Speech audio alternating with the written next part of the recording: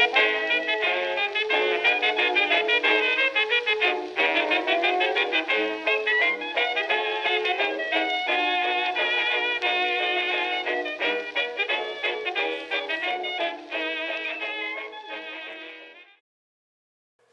and welcome to the Old Garage number 35. I'm Wild Bill, and once again we've got questions and some answers. We have silliness, we've got shout outs, so let's get on with it.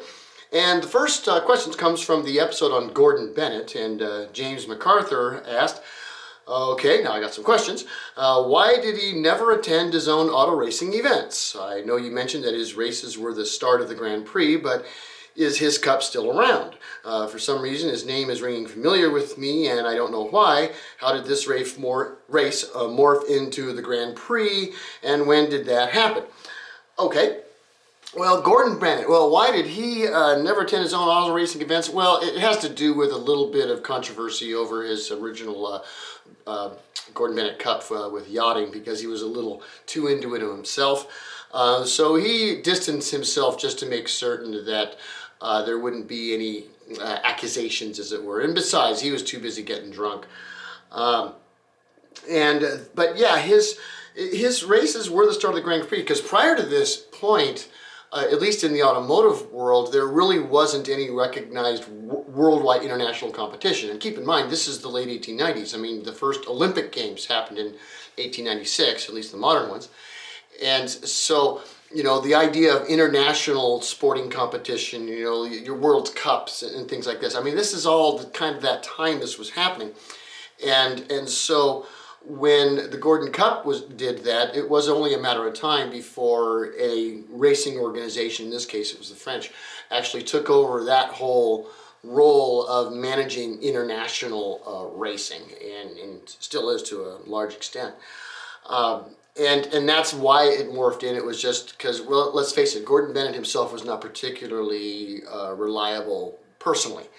And so there was good reason just to distance, you know, the sport from him, just because he was so scandalous, which was really what got the Grand Prix started. And this was in 1906, by the way, and that is going to be, you know, its own episode and its odes in the future. And it morphed, as to use the term you used, into the Grand Prix, you know, then, and in the Grand Prix itself has continued to develop, and there's now other international types of auto racing, you know, that have even come from there, and a lot of which we're going to be talking about. So, yeah, Gordon Bennett, real interesting character, to put it simply. Okay. Next question I have actually came from the community section, and it was from Stephen Rickstrew, and it was actually regarding that water softener I put in my house. And he asked the question regarding the braided steel supply lines, and he says, when did those first get used on cars? Okay, well, the braided steel ones are not all that old. They didn't really come along, I think, until sometime during World War II. And so I don't really know much about those. The strip wound type of steel hoses, those have been around since the late 19th century. And then, of course, you know, you have, you know, the corrugated ones, you know, with the corrugated and braided like I used. Those, you know, it's beyond the era. I don't think those really got used on cars until fairly recently. But the strip-on ones are another story. Those were used actually on racing engines as early as 1910. They are not necessarily watertight, but they are good for compressed air. And this was a time when supercharging and turbos were being experimented with. And many times they would find those type of early steel hoses were excellent to handle both the pressure of the air, but also the heat of the engine, and the fact that it was hot air. They wouldn't just melt. So those actually were fairly common in racing engines and in high-end engines of the day. So yeah, good question. All right, next question I have was from the episode on Edwin Thomas. And this was a question from James MacArthur, and he asked, and I mentioned in that episode that their car, the Thomas Flyer, used a planetary transmission. What is that? Okay, well, a planetary transmission is one in which you have the sun and planets. Literally. In a planetary transmission, you have a sun gear, which is the big center one, and then you're going to have two or more planet gears, which ride around that sun or center gear. You're going to have a ring gear, which goes around the little planet gears to kind of hold everything in. And then there's going to be a bracket right there that holds the planet gears. And when you apply torque or turn the the sun gear, it causes everything to move, and then the output is your shaft. And then you have the you can use it in different ways. You can make it go forward, reverse, but etc.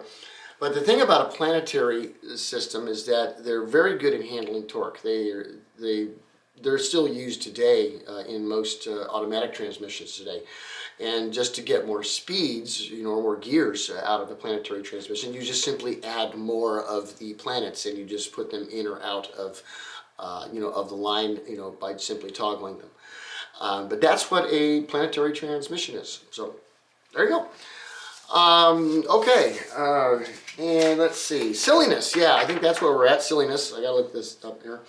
Now, silliness today actually is the result of a road trip that my wife and I took recently, in which the topic of conversation, because we were in a car together for 2 hours, was what were the just ugliest, ridiculous, why did you put that color on a car on the road? And we picked our top 5. After some discussion, we agreed on this list. So this is my silliness top 5 colors found on modern cars today that, why did you do it? It's just ridiculous, okay? And at number 5, I have this color. It's cream. Now, I'm going to say that we saw this on a Kia Soul, which in and of itself, just for aesthetics, is already not scoring high. But then to give it that color as well. You see, the thing about this particular cream color is that auto mechanics will tell you that if you have a car owner who is also an idiot and decides to fill his radiator full of water by opening his oil filler on the engine and pouring water in his engine, then when the poor sap of a mechanic has to drain the oil, it will come out that color, okay? That is oil mixed with water in somebody's engine because they filled their crankcase with water and oil because they're silly. And so don't drive a Kia that color unless you want people to think that that's what you do. Okay, just don't drive it that color. Okay, the next one, that I'll admit this wasn't necessarily my wife's worst, but I had to insist it was on the list because of, just personal reasons, and that's teal. Now, the problem I have with teal is that it can't make up its mind whether it's blue or whether it's green. Make a decision, okay, on this color. And it just irks me. And then if you put this color on a small car, it just looks silly. I don't get it. No, and it's wrong, and the color's wrong in the first place. I mean, it's a wrong color. Just teal is wrong, okay? I don't care what it is, teal is wrong, frankly. So, so that made my number 4, okay? Number 3, okay. This, to me, this is about the most wrong green there is. I think my wife calls it chartreuse or something. I don't know what. But either way, this on a little car makes it a tree frog. Look at this car. Look at the color of it. It is a tree frog. This thing should be in Brazil right now, hopping in between the little bromeliads or whatever that are out there. But don't put that color on a car, okay? Just don't, unless it's amphibious, okay? Number 2. All right.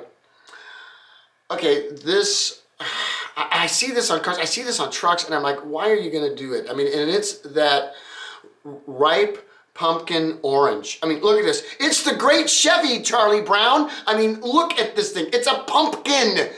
Okay, dude, I mean, okay, all right. Sounds like if you are driving a car right now, this color, what it means, Cinderella, is it's after the date and you lost a slipper, but he ain't coming after you in a pumpkin. Okay, get a car that's silver or glass colored or something, I don't know. Anyway, number 1, just under all circumstances, do not, I repeat, do not get a car or truck that is pink. Don't do it, okay? Please, for the sake of humanity, do not drive, even, I don't care if you're top seller at Mary Kay, okay? Do not get a pink automobile. Automobiles should not be pink, okay? This should be law, okay? No, just please, please, please, no pink. Thank you. I plead, thank you. Okay.